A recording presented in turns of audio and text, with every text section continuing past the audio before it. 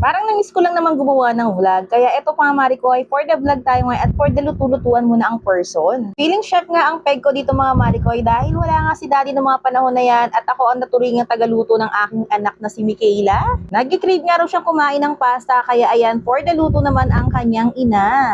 O diba ang lakas pa ka-cooking ina niyan? So kayo na lang humusga kung ano nga itong niluluto ko mga marikoy. Ginisang kamatis na may San Marino, o diba? Nakita nyo naman yung step by step. Ginisa ko yung bawang, sibuyas, kamatis, tapos yung San Marino, nilagyan ko ng konting tubig at 2 pisong paminta. Syempre, mas maraming paminta, mas masarap yan mga marikoy. Kaya ano pang inantay yung gayahin nyo na rin. At mas masarap to kapag gantong may sili nga dahil gusto ko yung may konting sipa. Tapos ayun mga marikoy, nilagay ko na nga yung pinakulang kong pasta para nga lumasa yung mga kamatis dito. Mahal kasi kapag ang binili ko mga marikoy, kaya ayan, for the kamatis na lang tayo. Tapos yung San Marino na nga lang yung ginawa kong pangsahog dito. Pero in fairness, masarap siya. Tara, kain tayo.